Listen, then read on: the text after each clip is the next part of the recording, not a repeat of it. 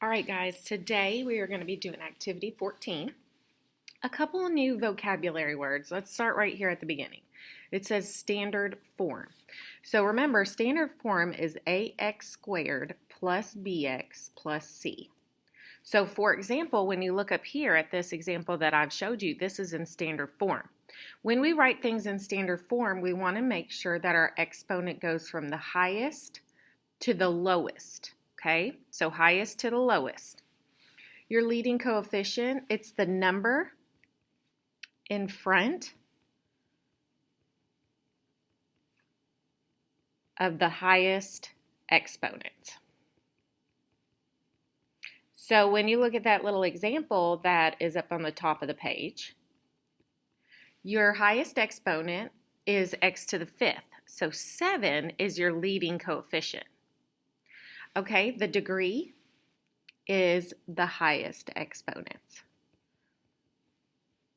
So if you look again at that example, the degree of this polynomial is 5 because he is the highest exponent.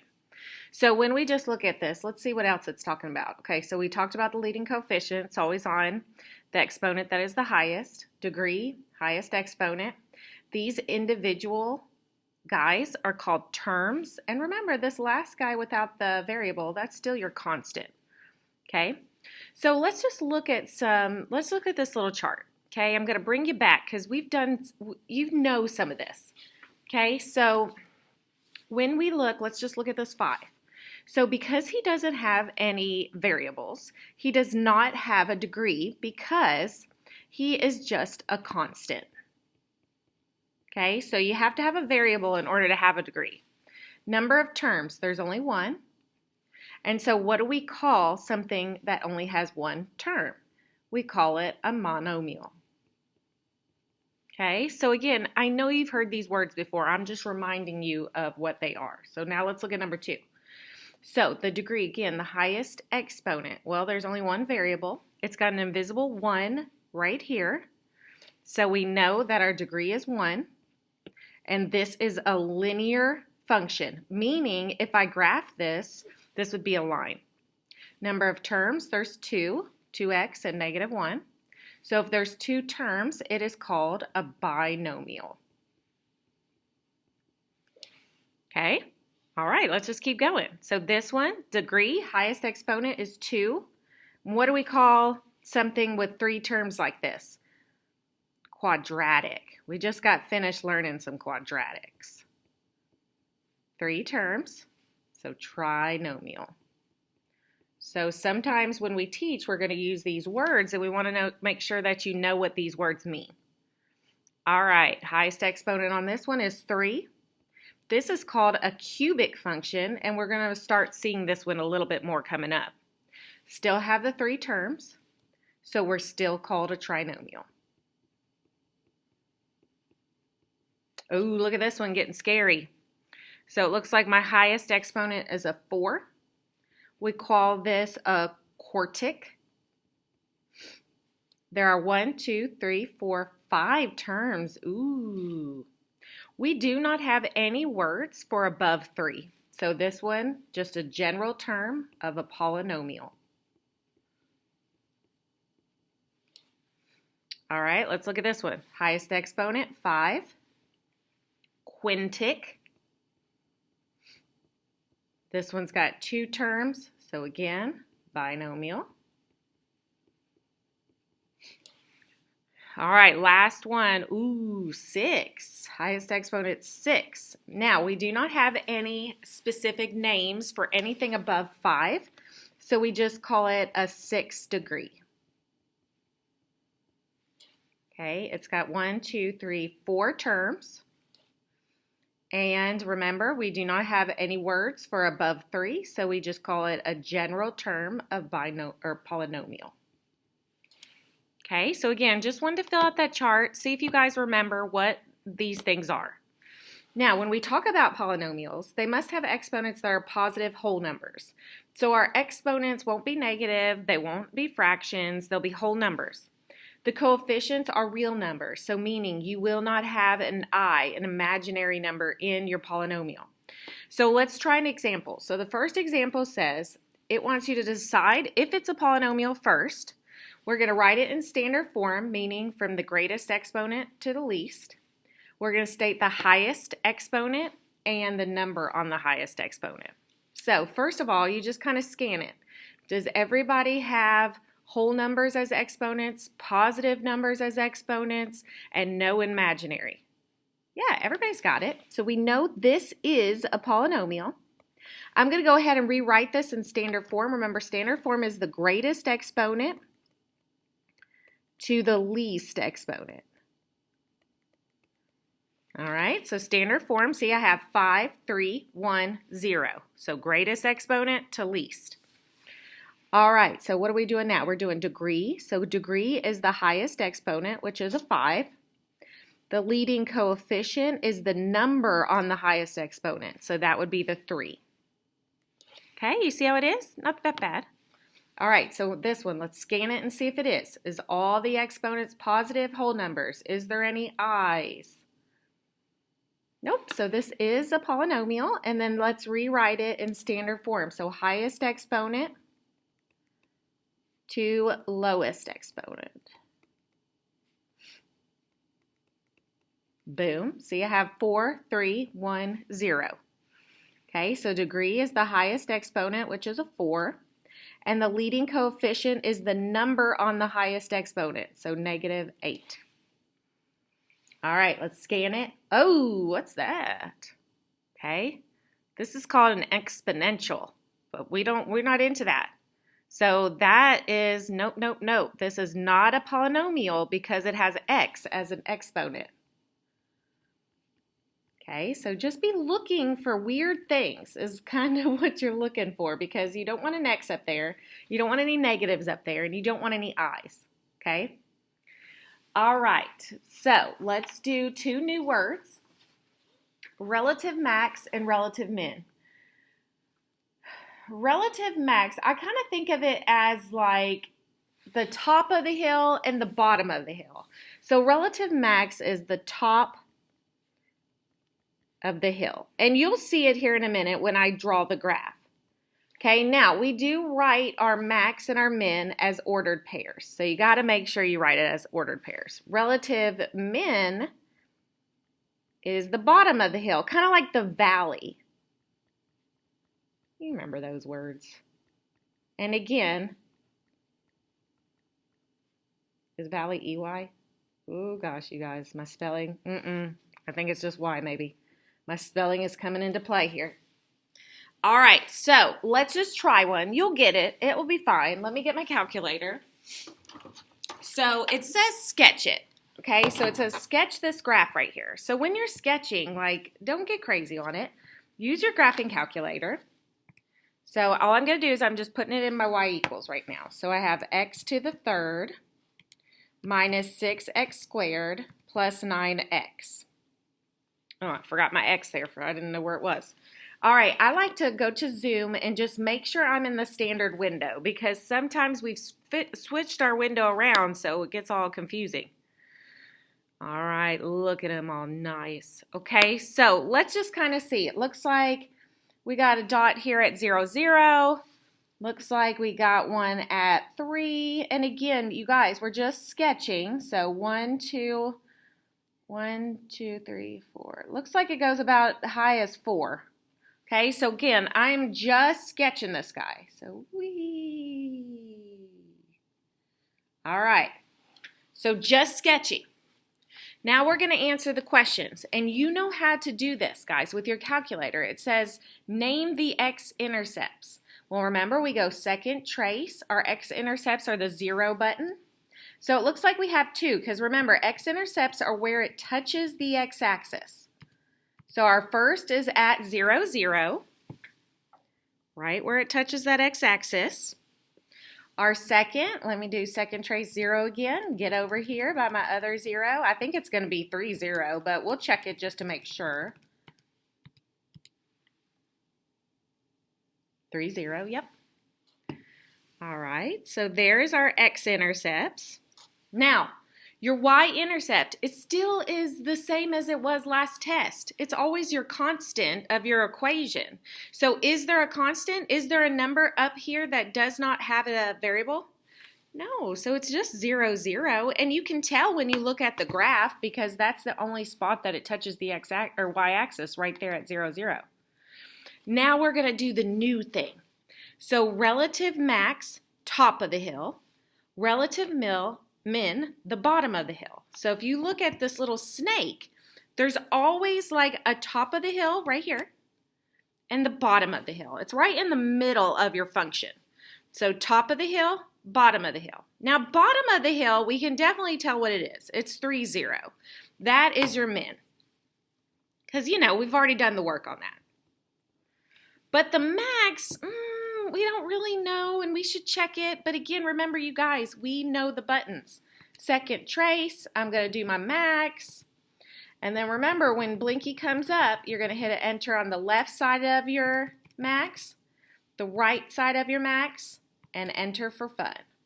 Oh, so it was easy. It was 1, 4.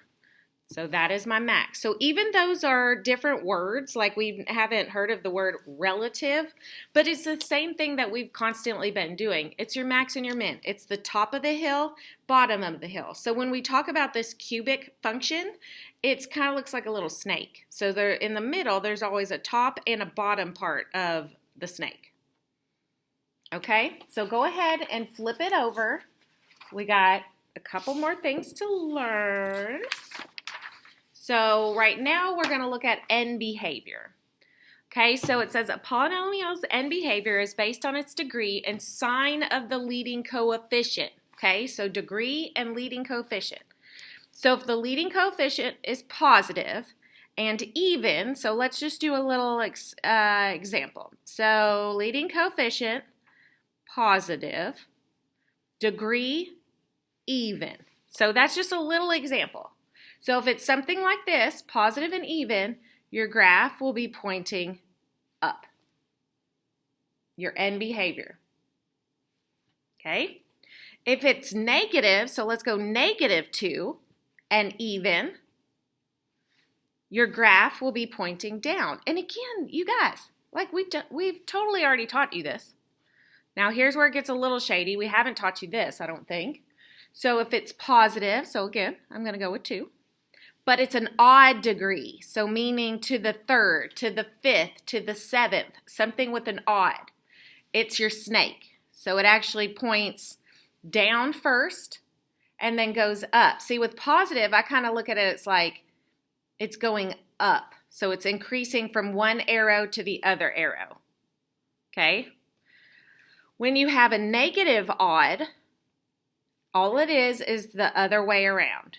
So it's your snake, but it's the other way. And again, negative, if you go from one arrow to the other arrow, see how it's decreasing? That's how I kind of remember it. So positive, one arrow to the other arrow is going to be increasing line. One arrow to the other arrow, decreasing line. Okay?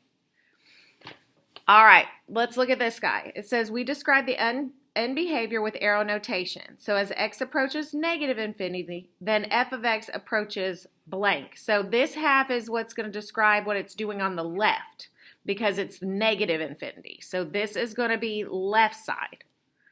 Your positive infinity, that is your right side. So technically you just look at the arrow. So like if we were looking at this one, see how they're both pointing up?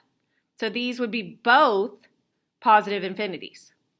So here, both these arrows are pointing down, so these would be both negative infinity. This is one of both, and this is one of both. It just depends on which one you have.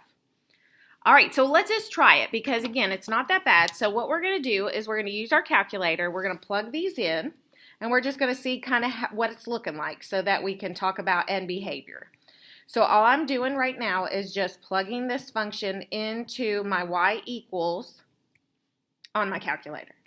And then I'm going to graph it. I've already got it in standard form, so I'm not really worried about that. I mean, but technically, do you have to graph it? No, you don't, because look.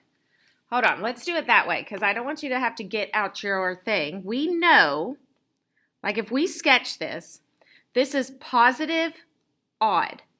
positive, odd. We know it goes like this. Okay, something like this. Yeah, it's a little off, guys. Like, I get it, but we're just sketching it. So when we talk about the left side, so that's your negative infinity side, just the left. See how it's pointing down? Then it's going to be negative infinity.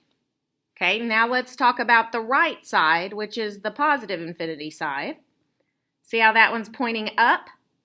Then it's positive infinity. It's just how it's pointing. If it's pointing down, it's going to be negative. If it's pointing up, it's going to be positive. All right, let's sketch this one. We have a positive, even. So, positive, even. So we know it's both going to be pointing up. And again, you guys, I'm just sketching it. That could be totally off because I'm just sketching it. So as x approaches the left side, what does the graph do? So let's just look at the left side. The graph is pointing up, so that's a positive infinity. Now let's look at the right side. So as we're going to the right, what is the graph doing? See how it's pointing up again? So again, that's positive infinity. So you're just kind of looking at the arrows. The arrows show you the end behavior. All right, a couple more and we're done. So we can determine if a function is even and odd also, okay? So let's look at graphically. It says the function is even if the graph is symmetric about the y-axis. So remember, you know what symmetric means. If you fold it down the y-axis, this side of the graph should lay right on top of the other side of the graph, okay? That's what symmetric means, the same on both sides, okay? If the function is odd, it is symmetric over the origin. So it's almost like it's a reflection over the y-axis and then back to a reflection over the x-axis. So let me see if I can kind of show you.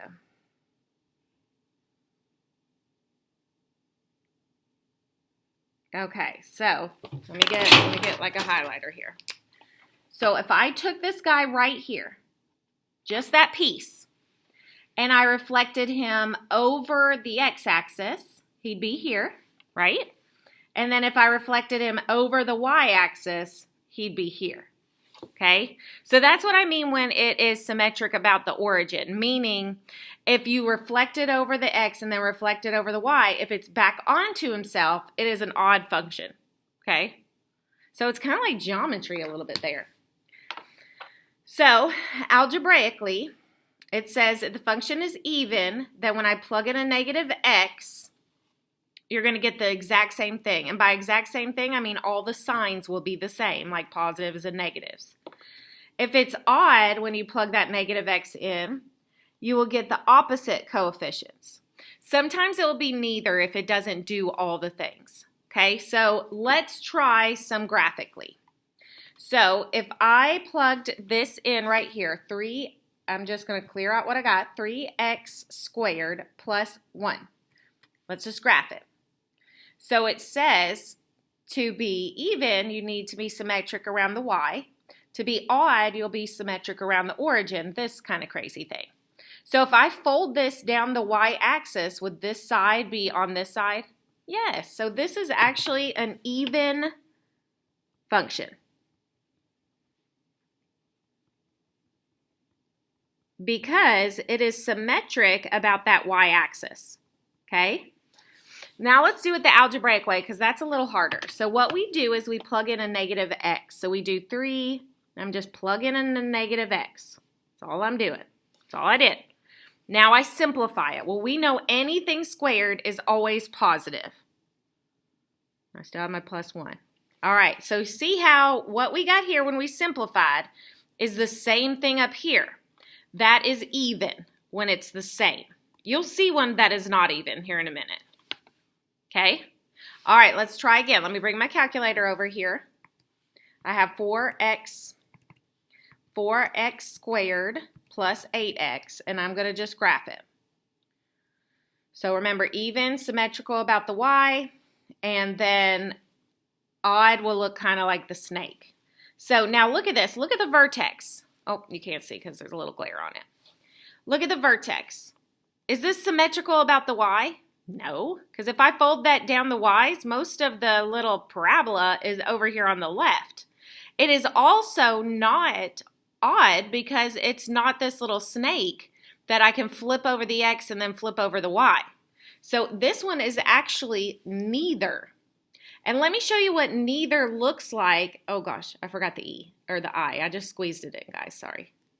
So it is neither. Let me show you what it looks like when we do it graphically, or algebraically. Remember, when we do it algebraically, all we do is plug in a negative x and then simplify it. So again, everything squared is positive. So that negative doesn't hit that one at all. But it does hit this one because 8 times negative x is negative 8x.